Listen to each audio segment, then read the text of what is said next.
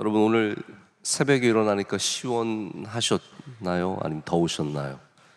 네, 날씨가 확 바뀌었습니다. 이번 주 들어서고 나서 이제는 아침 저녁으로 선선해지는 날씨가 되었습니다. 긴팔 좀 꺼내셨습니까? 네, 한참 추워지고 꺼내지 마시고 이제는 슬슬 우리 가을을 준비를 잘 해야 될 것 같습니다. 꼭 때가 지나고 뭔가를 준비하는 사람들이 있습니다. 다 준비도 때가 있습니다. 시작하기 전에 준비하는 지혜가 필요하고, 예수님의 오늘에 주신 비유의 말씀은 우리 그리스도인들은 준비하는 믿음을 가져야 한다.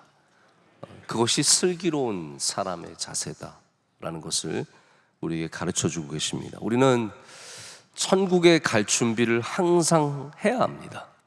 주님께서 언제 우리를 부르실지 아무도 모르는 겁니다. 신랑이 언제 올지 모르기 때문에 늘 기름을 채워야 하는 것처럼, 우린 주님께서 언제 다시 이 땅에 오실지 모르기 때문에 늘 성령 충만해야 하고, 또 나도 언제 천국 갈지 모르기 때문에 항상 거기에 대해서 생각을 해야 합니다. 그래서 여러분들도 일주일에 한 번 정도는 주님이 날 언제든지 부르실 수 있지, 이런 생각을 좀 해보셔야 합니다. 나이가 저도 마찬가지입니다. 비교적 젊은 나이에 속해도 언제 주님 부르실지 모른다는 생각은 해봐야 합니다. 부정타 그러지 마시고요. 그게 믿음이라는 거예요. 그게 주님께서 우리에게 요구하시는 자세입니다. 이걸 우리가 좀 어렵게 말하자면 종말론적인 신앙이다라고 말합니다. 이게 굉장히 중요한 신앙입니다. 종말론적인 신앙. 제가 아는 큰 교회가 있는데, 제가 아는 거지 그분이 저를 아는 건 아니에요. 네. 근데 그 교회의 특징이 뭐냐 하면 역사 자료를 안 모아요. 역사 자료를 아무것도 안 모아요. 우리는 역사 자료 중요하게 여기잖아요. 그러니까 좀 우리와 좀 약간 결이 다른 교회예요. 그래서 그 교회를 몇십 주년을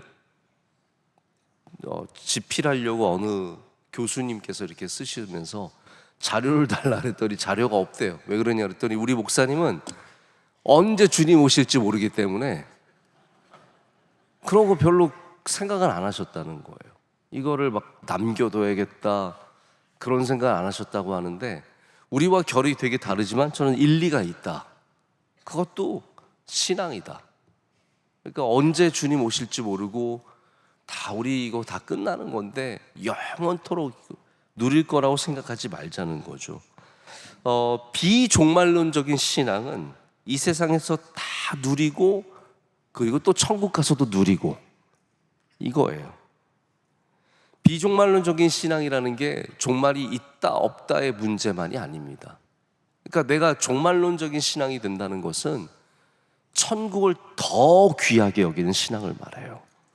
이 땅의 삶이 더 귀한 게 아니라 천국의 삶이 더 귀하다. 영원토록 사는 삶이 더 귀하다.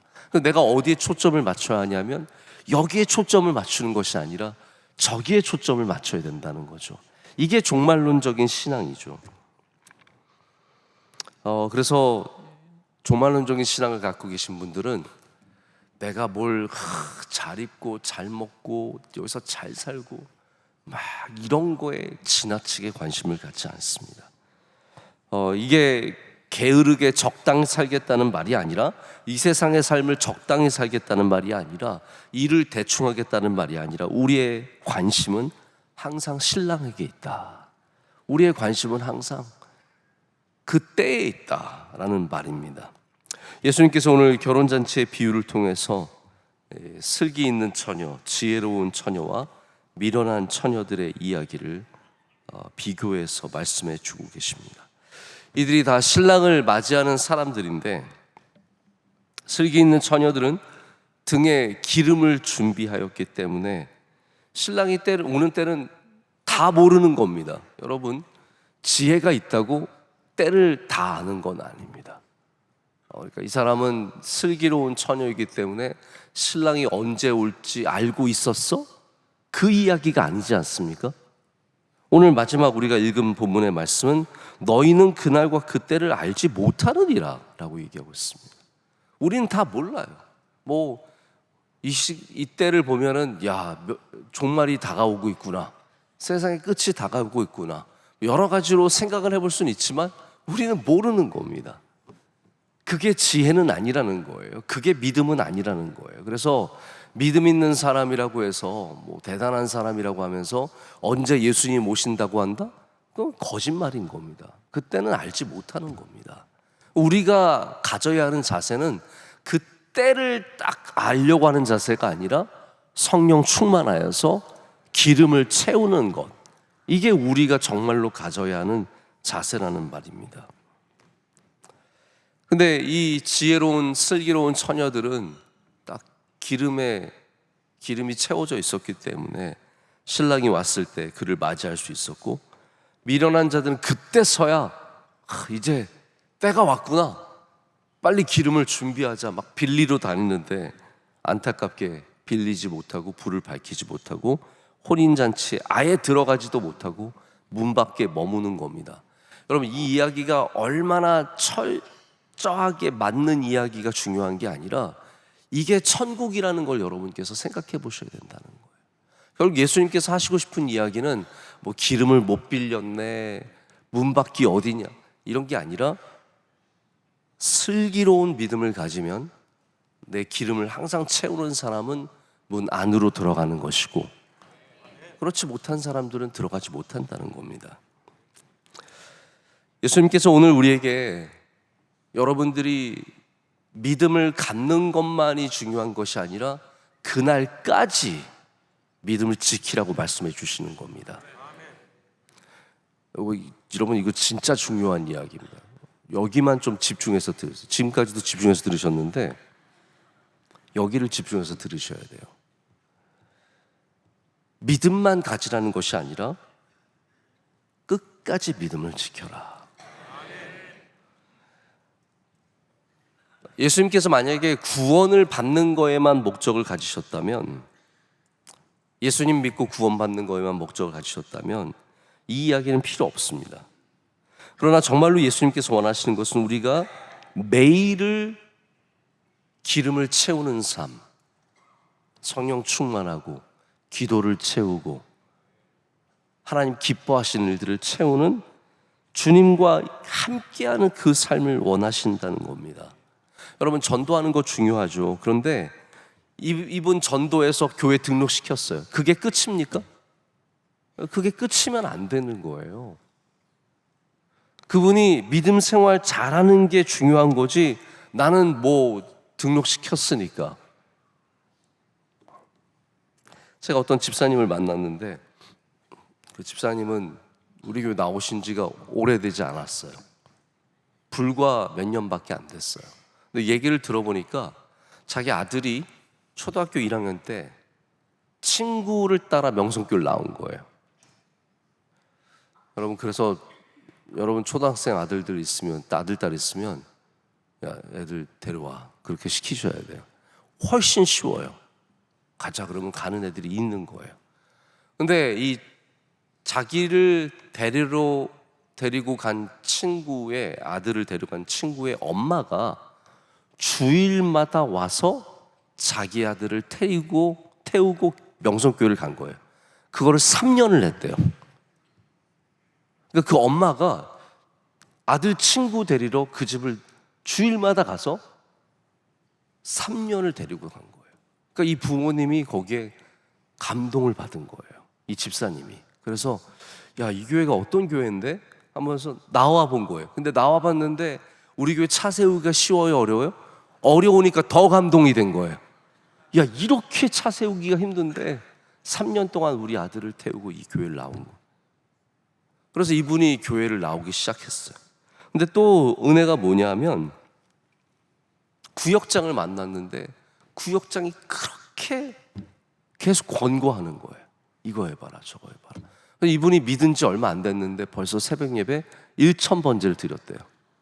남자가. 희한하잖아요? 여기 어디 앉아 있을지도 몰라요.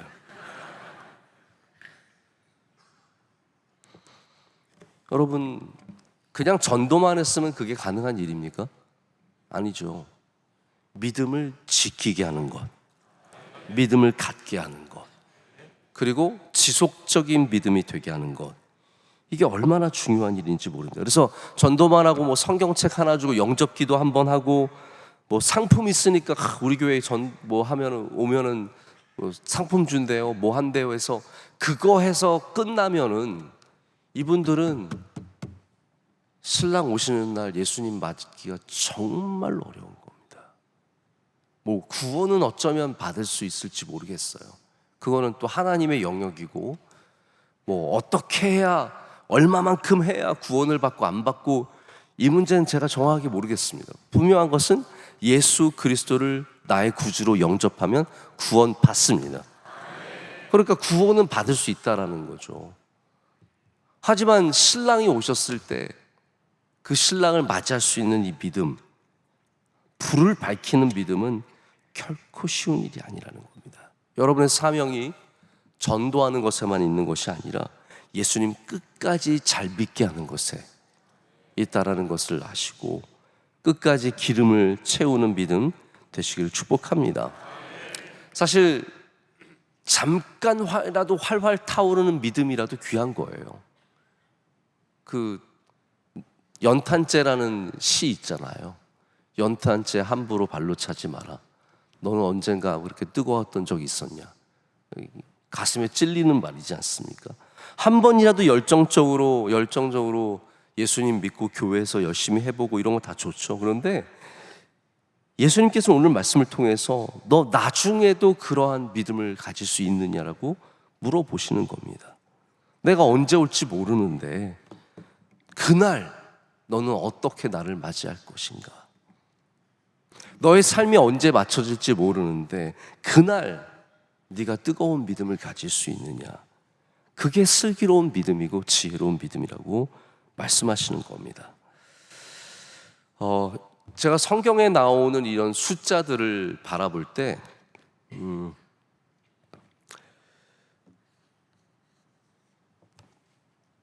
이게 그냥 주어지는 숫자가 아니다라는 생각을 할 때가 많습니다. 예를 들어서 우리가 잘 아는 10명의 나병 환자가 예수님께 나음받는 사건 있지 않습니까? 몇 명이 돌아와서 감사하다고 인사했나요? 한 명이죠. 10%입니다. 이게 비율적으로 저는 맞다라고 생각을 해요. 이게 우리의 삶에서 만나보면 10명에게 뭔가를 해보면 1명은 감사하고 9명은 뭐 처음에는 약간 감사했지만 그냥 끝나버리는 것이고 다 그렇습니다. 제가 우리 교회에서 뭐 장학생으로 키운 학생들이 얼마나 많으며 우리가 뭐 도와준 사람들이 얼마나 많습니까? 10%도 사실 쉽지 않습니다. 10%도 쉽지 않습니다. 거의 정확합니다. 그럼 오늘 예수님께서 5명은 슬기롭고 5명은 미련하다라고 했을 때 이거를 한번 깊이 생각해 봐야 합니다. 우리가 다 슬기로운 줄 알아요. 나는 그래도 슬기로우니까, 나는 믿음 지키니까. 우리가 다 한 80-90% 정도는 슬기로운 사람들이라서 끝까지 믿음 잘 지킬 거라고 생각하는데, 여러분 50% 쉬운 얘기가 아닙니다. 여러분이 50% 안에 드는 은혜가 있으시길 축복합니다. 50%가 결코 쉬운 일이 아니에요. 병원에 가서 진단을 받으면 이제 가끔씩 우리나라 이게 별로 이렇게 좋은 방식이 아닌데 앞으로 완치될 확률이 50%입니다 라고 얘기를 합니다. 자, 암 환자예요. 의사가 나을 확률이 50%입니다. 그러면 좋아요, 안 좋아요? 별로 안 좋아요. 50%밖에 안 돼? 우리는 50%라는 얘기를 들었을 때 굉장히 부정적으로 듣습니다. 반반이에요. 반반입니다. 별로 좋지 않다는 뜻입니다. 예수님께서 오늘 50%라고 말씀하시는 거 어떻게 냉정하게 말하자면 이거 쉽지 않다는 얘기입니다. 굉장히 어렵다는 얘기입니다. 우리는 우리의 믿음이 상당히 괜찮은 줄 아는데 택도 없습니다. 이게 얼마나, 축구를 보면은 선수들이 6번, 7번 슈팅할 때 한 번 들어갈까 말까 합니다. 아시잖아요. 그렇죠? 우리 교인들은 축구도 잘 안 보고 그러셔서 잘 모르실 텐데, 그 수치가 높을수록 특급 선수가 되는 거예요. 예전에 보면 손흥민 선수는 2번 슈팅하면 1번 넣고 막 그랬어요. 50-50예요. 2번에 1번 들어간다? 최고의 선수인 거예요. 말할 수 없이 뛰어난 선수인 거예요. 그래서 50% 안에 든다는 것이 절대로 만만한 숫자가 아닙니다. 우리의 믿음을 과대평가해서는 안 됩니다. 우리의 믿음은 항상 조금 적게 봐야 합니다. 내가 이런 믿음이 될 수 있을까? 오늘 이 말씀을 통해서 여러분, 슬기로운 믿음을 사모하시길 축복합니다. 나도 그 슬기로운 사람 되게 해달라고, 나도 끝까지 믿음 지키는 사람 되게 해달라고 기도해야 합니다. 얼마나 많은 사람들이 떨어져 나갑니까? 중학교 올라갈 때 떨어져 나가고요, 사춘기 오면서 세상 좋아서 가는 애들 있고, 고등학교에서 대학교 올라가면서 떨어져 나가고, 대학부에서 떨어져 나가고, 시집 장가 가면서 떨어져 나가고, 제가 뭐 이렇게 여러 장례식장 가보고 그러면 우리 열심히 다녔다고 하는데 지금은 희미하게 신앙만, 겨우 맥박만 붙어있는 신앙이에요. 뭐 이렇게 만져, 살아있어요? 죽었어요? 살아있어요. 이런 거 있잖아요. 믿음이 막 신랄같이 겨우겨우 붙어있는 이런 사람들이 얼마나 많은지 모릅니다. 물론 예수님 믿고 구원은 받겠지만 여러분, 얼마나 안타깝습니까? 우리는 끝까지 준비되는 사람들 되어야 할 줄로 믿습니다. 제가 계속해서 이 믿음이 슬기로운 믿음이라고 말씀을 드립니다. 왜냐하면 우리가 이걸 잘못 보게 되면 어떻게 보게 되냐면, 부지런하냐 게으르냐로 판단하기가 쉽습니다. 근데 예수님께서 지금 부지런한 믿음을 칭찬하시고 게으른 믿음을 비판하시는 내용이 아닙니다. 우리 삶을 바라보면 부지런한 사람과 게으른 사람 극명하게 차이가 납니다. 일을 맡겨보면 부지런한 사람과 게으른 사람은 완전 차이가 있습니다. 부지런한 사람은요, 이거 한번 이렇게 해봅시다 보면 이미 그 일을 하고 있어요. 게으른 사람은 이렇게 해볼까요? 그러면 일주일이 지나도 시작도 안 하고 있어요. 제가 만나보잖아요. 많은 사람과 함께 일해보면 차이가 확실하게 납니다. 우리 신앙도 부지런한 사람들이 분명히 있습니다. 오늘 새벽 예배 나오신 분들 얼마나 부지런한 분들입니까? 얼마나 귀한 분들입니까? 새벽 예배 나오고 저녁 예배 나오고, 오늘 좀 이따 또 우리 금요교육자 만나야 돼요. 여러분 좀 이따 다시 만나요. 네, 또 나와야 합니다. 근데 예수님께서 오늘 우리에게 물어보시는 것은 부지런하냐가 아닙니다. 지혜로우냐. 부지런함도 지혜가 있어야 복이 있는 겁니다. 부지런한데 안 되는 걸 우리가 뭐라 그래요? 헛고생이라고 합니다. 농담처럼 너 헛고생했다 하는데, 그런 이유들이 어디에 있냐면 엄청 몸은 빠르고 막 열심히 하는데 지혜가 없는 거예요. 여러분, 신앙은 지혜를 가져야 합니다. 할렐루야. 그 지혜가 무엇입니까?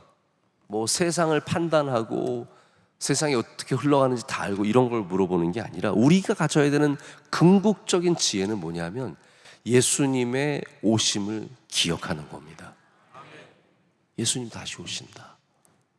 우리에게 종말이 있다. 우리 세상에 끝날 날이 있다. 만약에 베드로가 예수님이 부활하실 거 알고 막 그랬다면 부인하지 않았을 겁니다. 저는 그렇게 생각해요. 베드로가 부활에 대해서, 예수님 막 죽으셔도 부활할 거야 이런 거 알았다면 막 부인도 안 했을 겁니다. 그리고 제자들이 막 고기 잡으러 도망치지도 않았을 겁니다. 준비되지 못한 제자들은 예수님의 부활에 대해서 충격을 받았습니다. 다 놀라는 겁니다. 향유 부으러 갔던 마리아도 내가 향유는 부었지만 막상 예수님의 부활에 놀라죠. 여러분, 제자들이 예수님의 부활을 전혀 몰랐기 때문에 놀랐습니다.